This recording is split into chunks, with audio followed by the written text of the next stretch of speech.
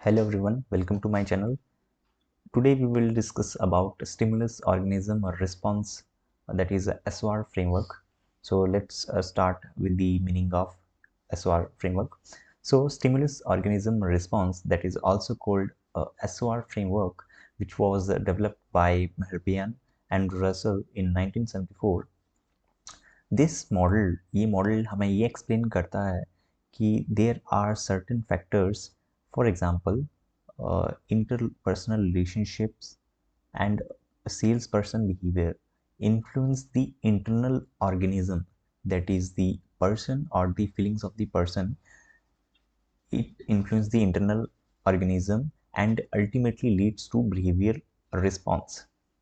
It means that कि कुछ factors, external factors ऐसे हैं जो कि एक ऑर्गेनिज्म को अफेक्ट करेंगी, for example feeling of the person, and उस फीलिंग की वजह से एक बिहेवियरल रिस्पॉन्स आपको देखने को मिलेगा, and it could be anything. So let's try to understand how this SOR model looks like. So this is a stimulus. First is a stimulus, then it affects organism, then organism leads to response. सो मान लेते हैं यहाँ पर कुछ external factors हैं जो कि affect कर रहे हैं ऑर्गेनिज्म को. That could be a feeling of the person और the person. Okay, then it leads to some behavioural response.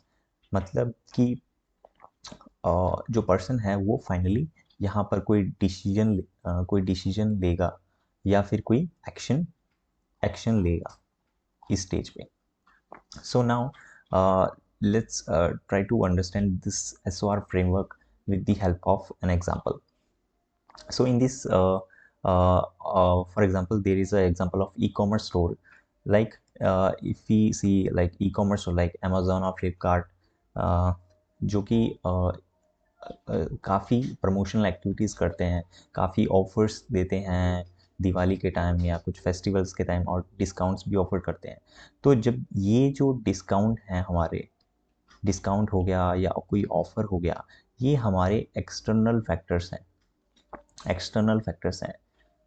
तो ये हमारे हो गए स्टिमुलस की एक्टिविटी कैटेगरीज में आ जाएंगे. देन ये अफेक्ट करेंगे ऑर्गेनिज्म को, और इस एग्जांपल में ऑर्गेनिज्म क्या होगा, एक बायर.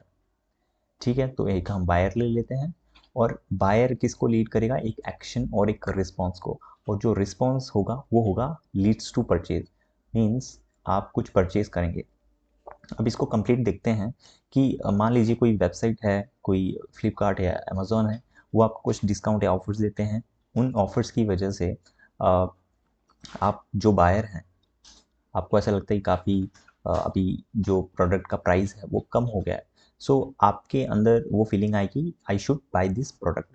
सो उससे होगा क्या, एक्सटर्नल फैक्टर्स आपको अफेक्ट कर रहे हैं, ऑर्गेनिज्म को अफेक्ट कर रहे हैं, और आपको आपकी जो फीलिंग आ रही है, अब इससे क्या हो रहा है, बिहेवियरल एक्शन में वो कन्वर्ट हो रहा है. और एक्शन क्या हो रहा है आपका इस एग्जाम्पल में, आप उस प्रोडक्ट को परचेज करोगे या फिर नहीं भी कर सकते हो. You will not buy that product. So this is the example of stimulus organism uh, response framework example. Now अब हम देखते हैं कि SOR जो फ्रेमवर्क है, इसको रिसर्च वर्क में कैसे आप इस्तेमाल कर सकते हैं. अब मैंने ये एक रिसर्च पेपर से एग्जांपल यहाँ पर लिया है कि इन्होंने कैसे देखा है. फॉर एग्जांपल यहाँ पर एक स्टिमुलस की एक्टिविटी कैटेगरी है, यहाँ पर ऑर्गेनिज्म है, और यहाँ पर रिस्पॉन्स है. आप देखेंगे कि स्टिमुलस की जो कैटेगरी है, इसमें इन्होंने वेबसाइट अपीयरेंस लिखा हुआ है कि website, how the website looks like, then security, then online promotion. तो ये जो 3 फैक्टर्स हैं वो स्टिमुलस हैं, जो कि एक्सटर्नल फैक्टर्स हैं, जो कि ये अफेक्ट कर रहे हैं ऑर्गेनिज्म को. जो कि मैंने आपको पहले ही बताया था कि एक पर्सन की जो फीलिंग्स है, तो यहाँ पर ऑनलाइन ट्रस्ट को ये अफेक्ट कर रहा है, और ऑनलाइन ट्रस्ट जो है वो ऑनलाइन रीपरचेज इंटेंशन को अफेक्ट कर रहा है. मतलब कि ये तीनों चीज़ें आपके ट्रस्ट को अफेक्ट करेंगी, और आपका ट्रस्ट अगर पॉजिटिव होगा तो आप वहाँ से उस स्टोर से फिर से कुछ रीपरचेज करोगे, कोई प्रोडक्ट या service. So this is the response, this is the stimulus, this is the organism, and this is the response, the action that you are taking. Okay, so I hope you understood this topic well.